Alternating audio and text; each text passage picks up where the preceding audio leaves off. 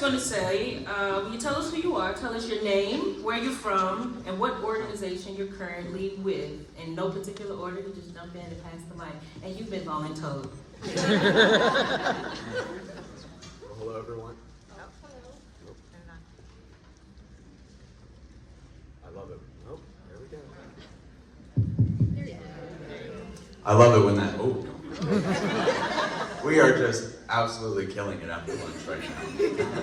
Hello everyone, my name is Garrett Simmons. I'm a senior at Wilmington College studying agronomy and food policy, and I hail from the small town of Frankfort right outside of Chillicothe. Hello everyone, my name is Jada Williams. I am born and raised in Columbus, Ohio, and I am with Grassroots 614. Hi everyone, my name is Eliza Richardson. I serve as the Nutrition Programs Coordinator with the Ohio Association of Foodbanks. We are the state association representing the 12 Feeding America food banks in the state of Ohio and 3,600 hunger relief agencies in all of Ohio's 88 counties. I'm also a master's student here at the Glenn College. I'm a first year in the Masters of Public Administration program. Hello everyone, my name is Amanda Hernandez. I work with the Hall Hunger Initiative working on local food systems. I was born in Puerto Rico, grew up in Philadelphia, and have called Yellow Springs my home for the past 3 years. Thank you for your introductions. We're going to jump right into our questions in no particular order, unless you're voluntold. When we decided to have this college age panel, or college age to 30, under 30 panel, it was partly because we wondered why food advocacy for you? What brought you into this space? And can you share some about your journey and how you got here? So my food advocacy journey started probably later than the rest of y'all's. I didn't start learning about any kind of food policy related issues until college, though I had unknowingly been participating in it as a small rural farm boy for my entire life. And it really started my freshman year. Wilmington College actually offers a food policy major. There's only about 6 of us, so very close-knit. But it's been one of the most rewarding things in my life so far. I'd say the best opportunity I've had was to work on the Bill Emerson Good Samaritan Act, which, as many of you know, helped to expand things like food pantries' access to being able to take food from restaurants and things that would normally toss that food out.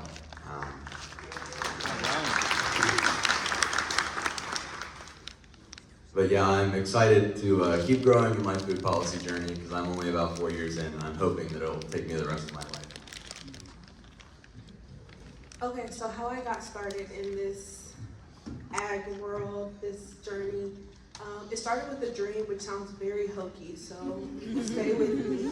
I had a dream where I was walking into the garden in the backyard of my home that I don't have, it does not exist. But I'm walking into the backyard carrying a child on my chest and an older child running in front of me to harvest food for dinner.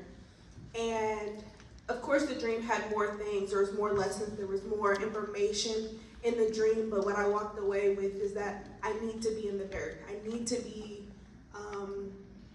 feeding myself, my family, and my community.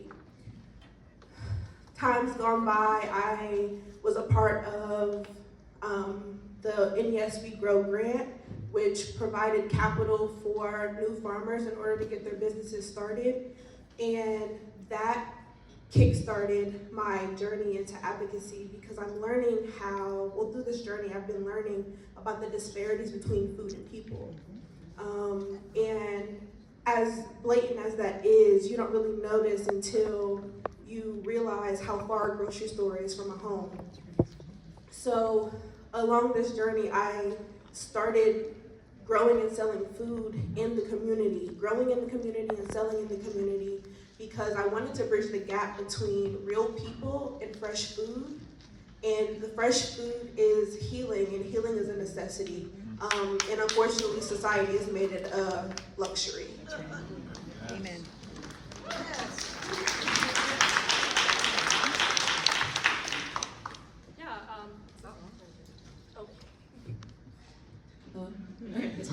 A little bit about my journey into food policy. Throughout high school and undergrad, I attended undergrad at Ohio Wesleyan University up in Delaware, Ohio. I was really interested in environmental policy and conservation policy. Was kind of like my original intent when I was pursuing my undergrad degree. And I was fortunate enough to have a study abroad experience where I completed an internship in Lisbon, Portugal, where I interned at an urban farm. And this was kind of like my first exposure to what urban agriculture looks like and how urban agriculture can not only be a method to decrease carbon emissions in local communities, but also increase food access for the communities who are struggling in the United States and internationally as well. So I kind of took that experience and brought it back with me to wrap up my undergrad degree and used it to structure my undergraduate thesis, which kind of compared international food policy to local Ohio food policy and food systems. But when I graduated, I feel like I kind of got a late start, like you said, and wanted a little bit more experience before either deciding on a master's program or going into the workforce and becoming an advocate in the workforce.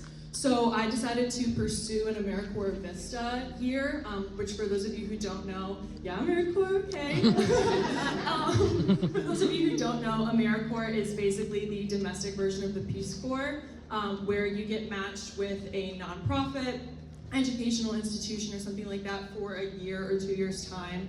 And you're basically working with that organization on things like capacity building, working on research projects, writing grants, and really learning all of these really great professional skills that not only benefit yourself, but also allow you to give back to your community and local organizations in your city. And I was fortunate enough to do my VISTA service with the Ohio Association of Foodbanks on our health initiatives team, which is kind of where I was really introduced to the idea of food as medicine and how food banks are kind of becoming an area to partner with Medicaid managed care organizations and deliver produce prescription boxes, healthy food boxes to people who utilize the Hunger Relief Network and who are patients of Medicaid managed care organizations.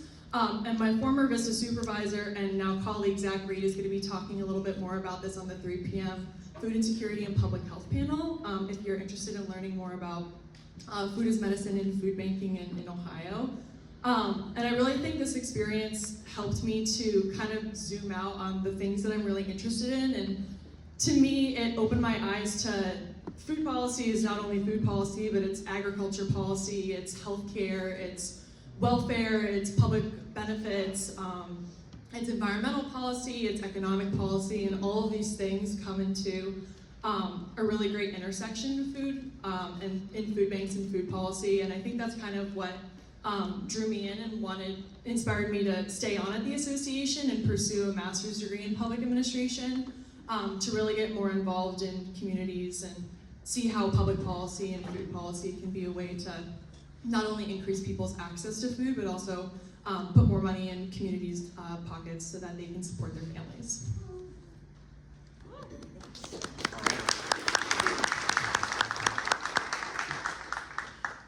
Okay, so I guess I'll start with, I've been a grassroots activist for 14 years now, but then I got a bachelor's degree from Temple University in global security, and in that work I specialized in human security. And my capstone, my senior year, was on food sovereignty movements in Puerto Rico post-Hurricane Maria and what that meant for Puerto Rico's political status. I don't know if many people know, but Puerto Rico imports about 90% of its food, which was really difficult after a hurricane when we couldn't get any food there. I'm a firm believer that those who control the food control the people, and I think that's exactly what was going on in Puerto Rico. So that's where it started. I also wrote a lot of policy briefs on food insecurity in Latin America and how that food insecurity is what leads to a lot of people to migrate to the US. After I graduated, I wanted to do food security work, and I also was in AmeriCorps Vista. And I did my Vista with Agraria, Center for Regenerative Practice, and through that I learned about the situation going on in like like Springfield when they lost their Kroger and they didn't have access to local food or produce at all. So I worked with them, I became the farm coordinator after the year and built partnerships within the local food system. I also became a soil health advocate with OFA, the Ohio Ecological Food and Farm Association.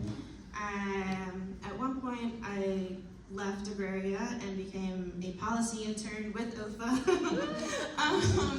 So I've been ingrained in this policy work for a little while now, realizing that policies are really where the change needs to happen. I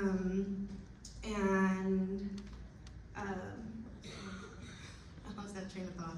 But yeah, I realized a lot of this is really personal for me because I grew up food insecure, like many other people out here. Like there was not enough to go around, and that needs to change. For me to have gone through that 20 years ago, and that's still the reality for many people today, we obviously need to be making these changes. So.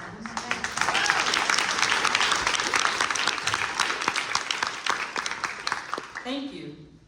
How do you think we best, there are oftentimes organizations, individuals trying to collaborate or engage younger generations in this work, whether it's food advocacy, food policy. What are the best ways that you think entry points of engagement might be, considering your own stories of engagement? How would you suggest others engage with younger generations around this work? Well, I was very fortunate to grow up in an agrarian style community, so I feel like my food education has been constant throughout my entire life. But I think we need to look at programs like FFA and 4-H. And could I just have a show of hands? How many of you knew what FFA and 4-H were before graduating high school?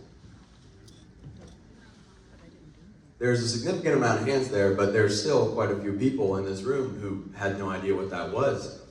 These aren't just for, towns that are out in the middle of nowhere surrounded by cornfields and beans.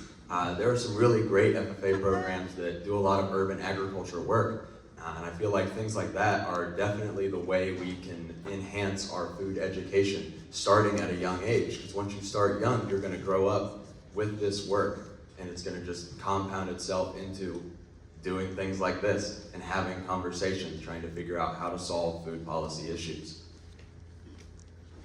I think the best way to get it in front of the younger generation, and those who are currently adults who aren't readily accessible to fresh produce or that education, is showing people how to integrate it into their day-to-day.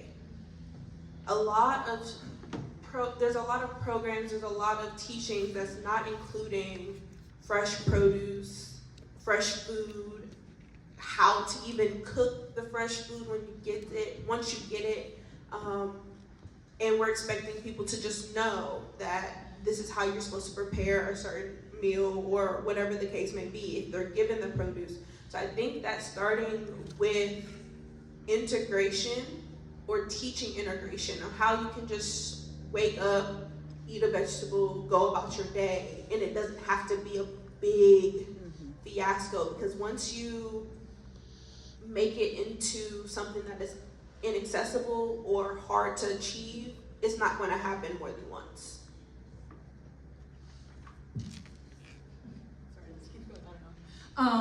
I think for organizations, a really great thing that you can do to engage young members is to try and host an AmeriCorps at your organization. AmeriCorps is a really, really great way for students to get connected. And not only students, but people who are midway through their careers and looking for something to kind of bolster their resume and get more impact in their community. I think it's a really great way for not only professionals to gain some really great tangible experience, but also for organizations to have someone on staff who's really enthusiastic about working for them and getting that experience. Ohio's really lucky to have a really strong AmeriCorps network. We have like nonprofits all across the state who are engaging in this, but specifically with the food space, we have a large number of AmeriCorps opportunities that have to deal with food policy and agriculture and community nonprofits and things like that. it ranges from community-supported agriculture, urban agriculture, to water and soil conservation agencies, to educational institutions, to food banks, and it's really a wide variety of organizations that are involved in AmeriCorps. And the AmeriCorps who are employed at those organizations are working on things like building curriculum, running research studies, and helping with customer experience, grant writing, and building infrastructure for these organizations. So not only does it benefit you as an organization, but it also benefits the young people who are trying to get opportunities. And in this day and age, when it's really, really hard to get entry-level jobs without job experience, this is a really great way to not only get into the community and get connected to those who are most impacted by food insecurity, but to also grow your connection in the community and further that in your professional career, and always have that as a perspective in your professional career. Okay, so as I mentioned, I grew up in Philadelphia. Very inner city kid. Never once did I think about where my food came from. We all went to the supermarket and that was it. So I think we really need to do more about bridging that kind of urban-rural gap.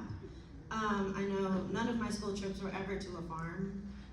Maybe it was like one time for a hayride, but like nothing like, not any urban farms, not anything that could help inner city children and urban children realize that they could be doing these gardens and some small scale farming just in their backyards. And that's really important. I mean, if you have an urban farm in Dayton or here in Columbus, like, see if you can get school trips out there and really educating these people, these children, because I know having that hands-on experience is what really kind of ignites their curiosity and their interest to further learn about agriculture. For those, it wasn't until I moved here that I realized agriculture could even be a major, because Temple University never offered that.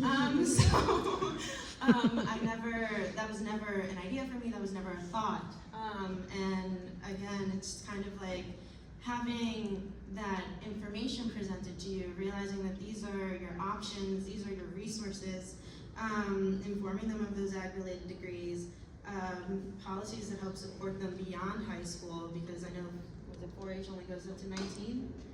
So, we need something to help bridge that gap in between there too. And paid internships especially. Like, a lot of inner city children are usually low income. We can't do a paid internship. That's not helping us or our families. Like, if we're gonna get this experience, it should be paid. That's right. How do you all approach collaboration? Do you have any unique approaches to collaboration?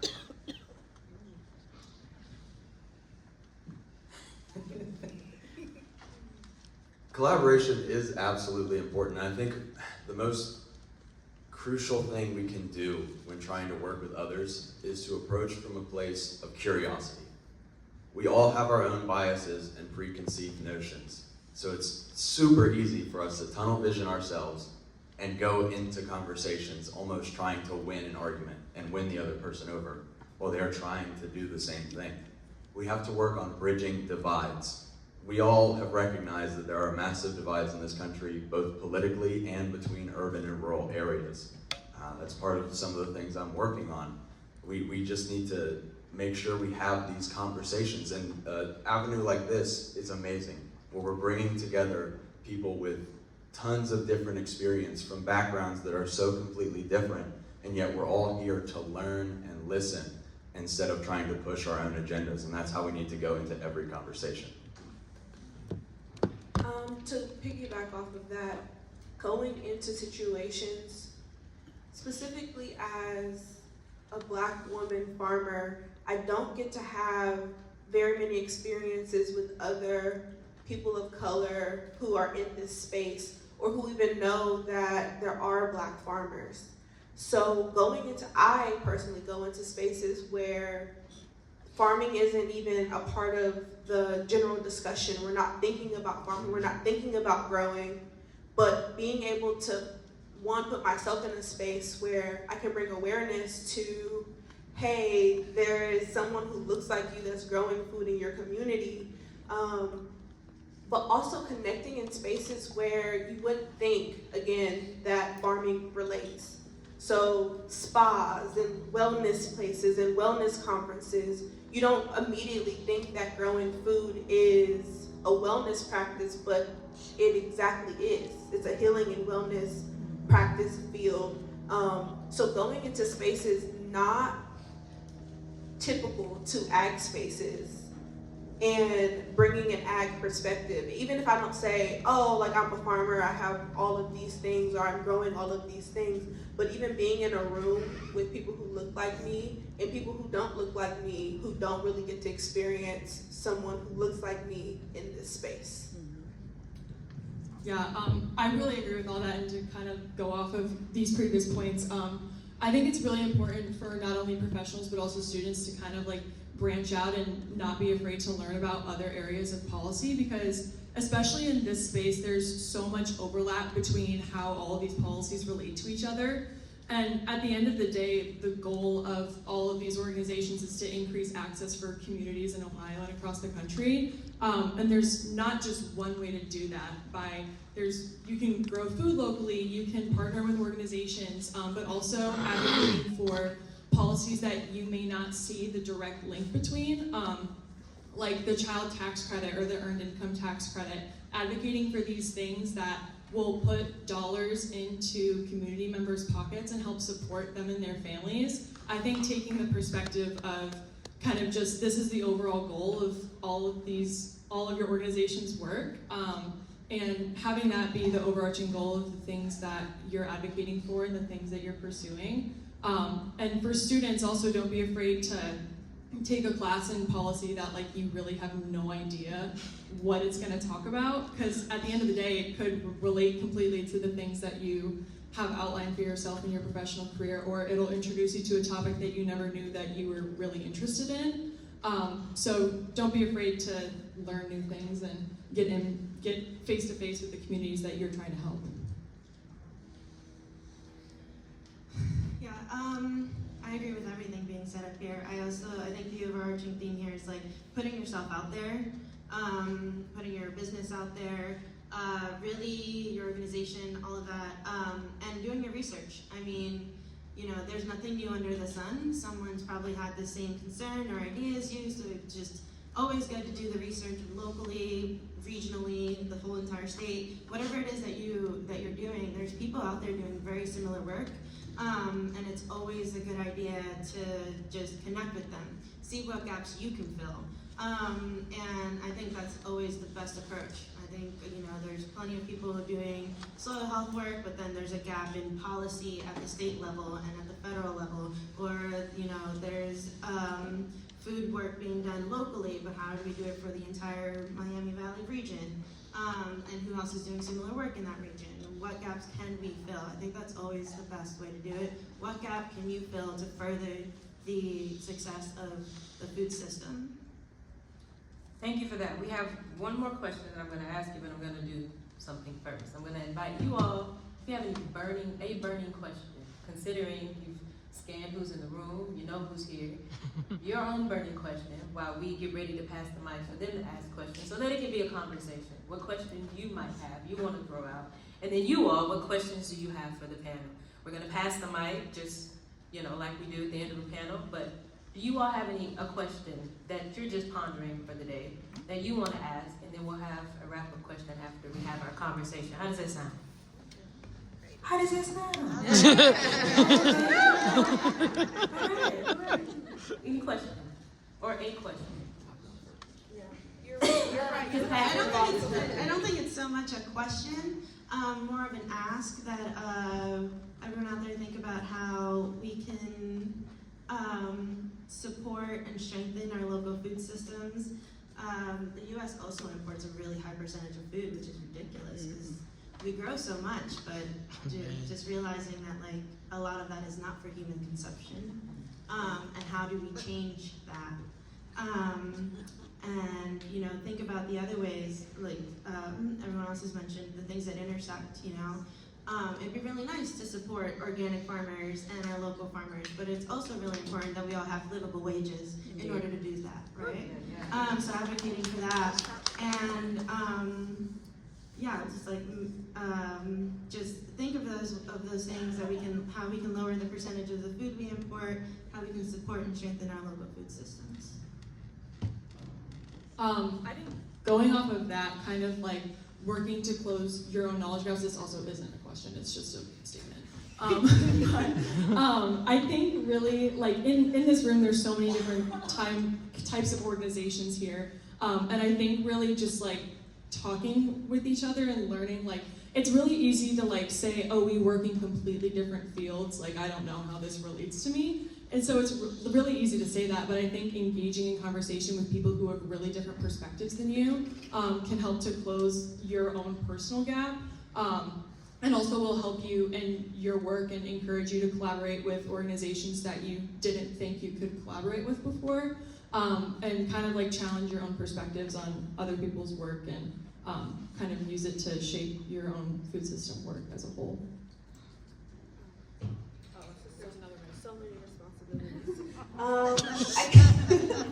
I guess my question is, how would you all be interested in closing the knowledge gap? Again, like everyone else has said, there are so many different people in the room doing different things, but sincerely, how would you all be interested in closing your knowledge gaps? I think that there's a lot of spaces where we acknowledge that there's a knowledge gap, and the people with the knowledge gap know that they have a knowledge gap, but no one's asking them what do they need in order to bridge the knowledge gap.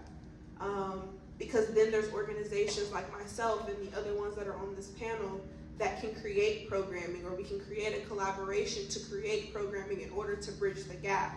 But those who are working towards closing the gap are only given the information that we have.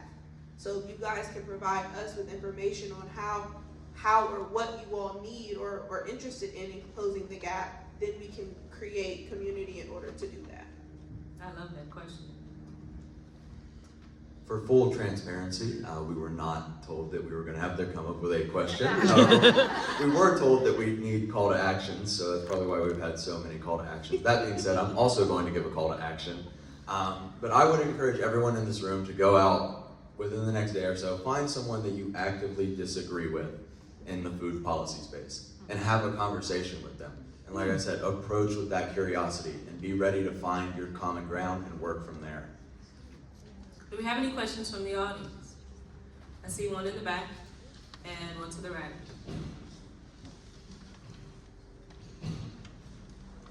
Oh, I guess I'll go first. So I feel like gardening and having home gardens or community gardens is mostly home gardens. It's kind of like a lost art. I know my grandparents used to have a very robust garden, and I spent a lot of good time in my childhood there.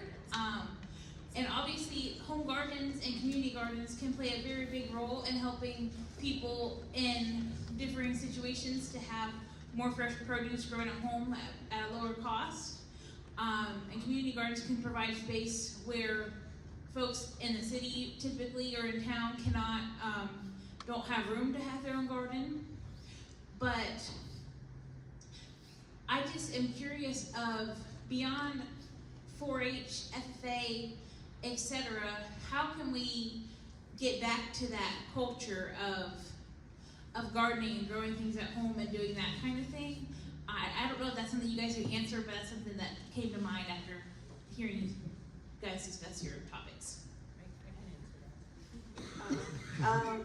So Fruit 614, after learning all of the disparities between food and people, is when the services that I offer have come to be, where we are physically going, teaching, building garden beds, providing the education behind the beds that we're building, so that we're putting gardens in places that they don't typically exist. that's the way that we get back into that art. But then also there's education pieces where we're in community centers where we're teaching how to turn a seed into a basil plant or into parsley or whatever it is that you need, because again, the issue is being exposed to it. We have gone to a place where if you would have asked my 5-year-old 2 years ago where food comes from, the grocery store. So creating actual exposure to the process is how you get that art back into the communities. And then also having places like the city or your county encouraging instead of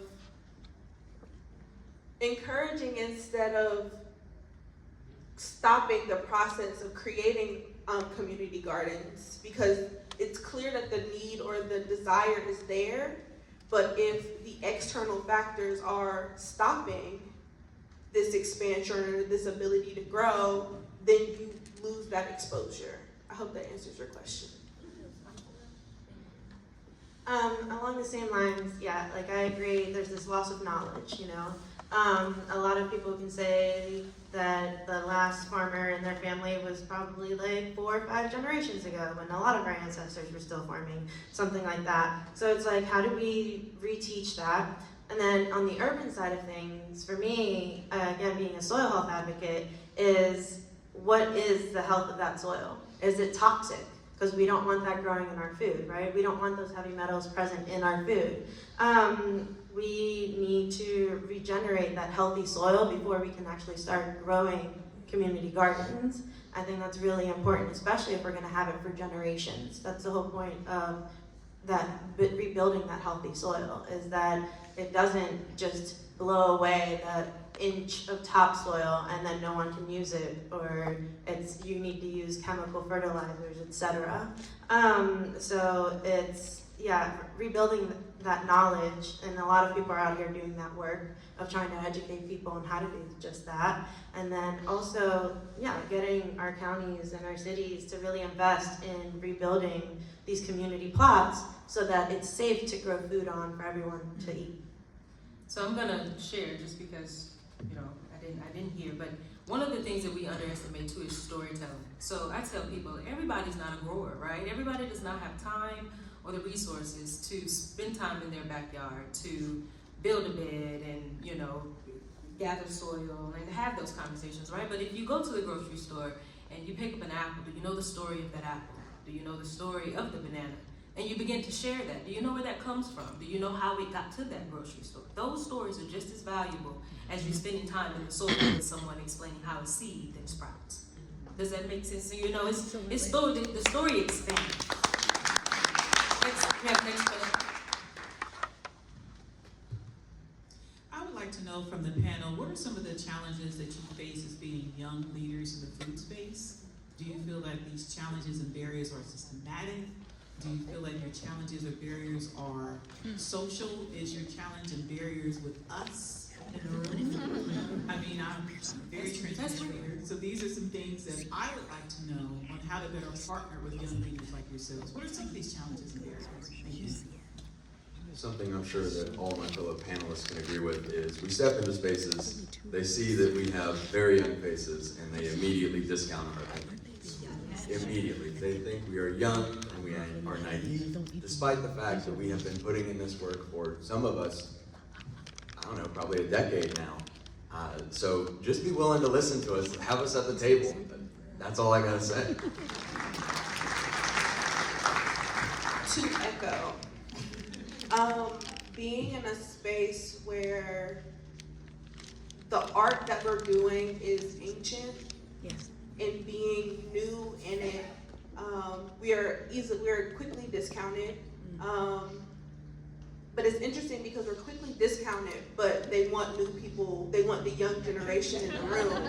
So explaining or being open to having young faces, granted, our elders, we love them down. However, we can't encourage a new generation to come in if every time we speak up, we're told, be quiet. You're young. You're not supposed to be here, but you know. And I also feel like coming from a space of a person of color, inviting us into these rooms, inviting us into these spaces, because if we don't know these spaces exist, how would you know that there are Black farmers in your state, in your city, around the corner from you? So creating space for us as young people, but also creating space for people of color who are coming into this work and killing it. Yeah, I really agree with that. And I think it's really important to have the perspective of, you know, like young people, even though we are new to this space, like that may not mean that like they are not knowledgeable on all of these things. They could have 20 plus years of lived experience of food insecurity that they can bring to the table and educate your organization on. And also having the perspective of people still have things to learn 45 years into their life, 50 years into their life. And I think always approaching conversations with there's always something new to learn, not just young people have things to learn, but everyone has things to learn.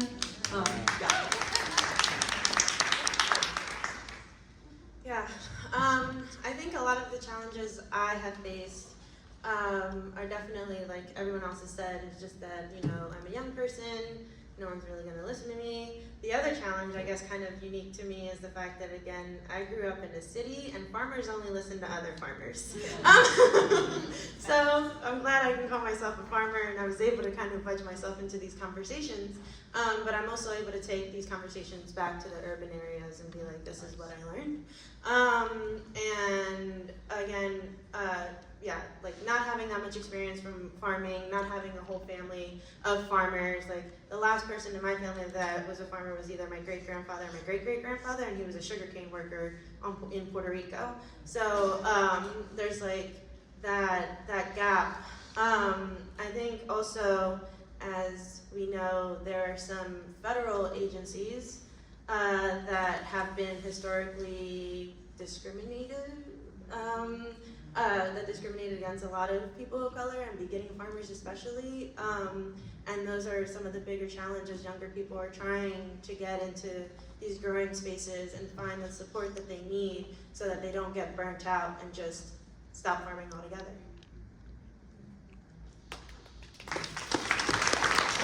Do you have any other questions? Yes, ma'am, I want to hear. The mic is coming. Yes.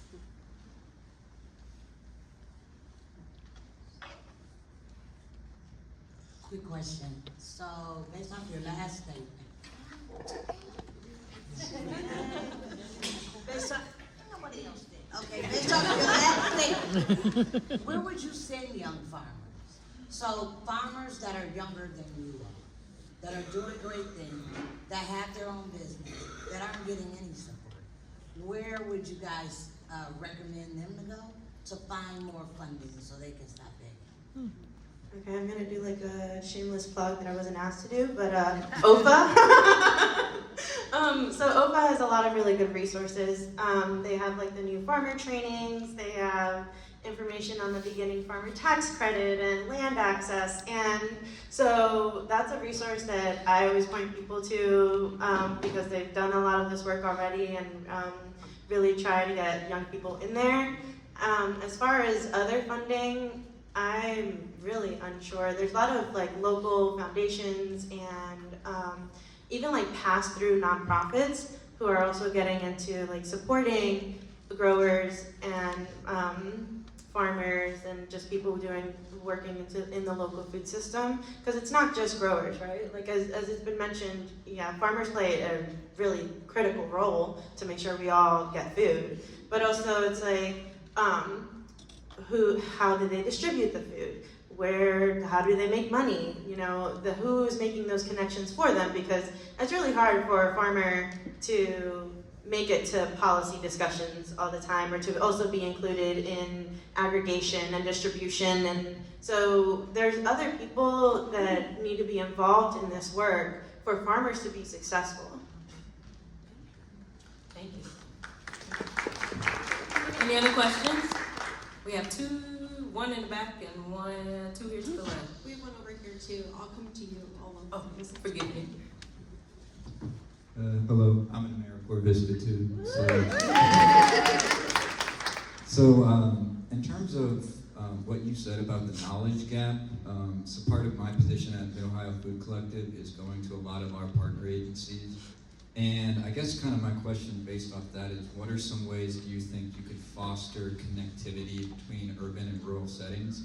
Because I believe that a lot of the main source of contention is lack of knowledge, lack of knowledge about lived experience, cultural, all of that type of stuff. So I was just curious if there's anything that you guys currently do or would plan to do to help foster those connections. At least for the Ohio Association of Foodbanks, since we represent a bunch, like every single county in the state, from our perspective, it's really important to not only consider urban food banks like the Mid-Ohio Food Collective, but also the rural food banks who experience a lot of different barriers when it comes to accessing people who are in need of the emergency food assistance network. And I think working in statewide coalition to kind of get perspectives of people all across the state is something that's really important. And also working with like other rural counties, like maybe reaching out to a food bank that like the Southeast Ohio Food Bank or the West Ohio Food Bank or something like that, where the majority of their counties are rural, and learning how they kind of tackle those issues and bring it to those rural counties of the Mid-Ohio Food Collective. And that goes for all organizations, and working with statewide coalition for and bringing that knowledge to urban and rural settings from the other perspective. Me personally, I think there's absolutely no substitute for getting down and putting your hands in the dirt. So the question is, how do we make that an opportunity available to everyone? Because there is a lack of access for many of folks. We have to support policies and organizations that will help folks get out there, meet with farmers, meet with other people in the agricultural industry, and learn what is out there. Next question. I wanted to follow up on what you said about farmers only believing other farmers, and I agree with that, whether it's based on my fieldwork in India or in Cleveland. My question is, for farmers, seeing is believing, but for public policy, it has to be generalizable results based on statistical significance. And so how do you bridge that, empiricist trap that you have to fit your results into the scientific policy to be, believable or valid? Okay, so not only do farmers only believe other farmers, but the thing is that you have to get into their pockets, right? If the policies that you're implementing are saving them money, if it's bringing bigger yields, if it's if you guys can prove that and they can make more money, then I think that's kind of where it's at, right? I was able to study agricultural co-ops and with small farms in Cuba, and that's exactly what they did. They started with small parts of their hundreds of acres. They slowly implemented these policies on some kind of this small regenerative farming and what works and what doesn't work, because it's really hard for them to get chemical fertilizer down there. So they found this research and implemented it as policy, and then farmers talked to each other like, hey, this is the research I did, and this little 10 by 10 plot that I did this on has a better yield and has been better for everything else compared to the rest of the 90 acres that I have. And I think that's where it's kind of at. Policy makers or policy workers have to work with those farmers to be able to take that leap of just a small part of your land to do that bit of research, and for them to be able to see with their own eyes that this is better for them and better for their pockets. And that way, it's a lot easier to get the policy through when you have all that support from the farmers who want to get it done. Also to kind of echo that, not only from, I don't really have a farmer perspective, but from a public policy perspective, with the focus on how it's gonna benefit the state and federal dollar, when it comes to the work that the food banks are doing, trying to get food as medicine and partner with Medicaid managed care organizations. The main thing is, how is this going to save Medicaid agencies dollars by how are we going to treat the diet-related chronic conditions of food insecure people, and kind of showing that this is not only going to treat these people's diet-related chronic conditions, it'll make them healthier in the long run, it'll make them better members of an active workforce, and it'll save Medicaid managed care organizations dollars because people are coming in for treatment less often. And I think always finding a way to kind of tie that into how you appeal to state and federal policymakers is a great way to not only make the voices of the people heard, but also advocate for the policies that you're trying to implement. We have time for one more question. I don't know who had the last one, so someone raise their hand, I can bring it over.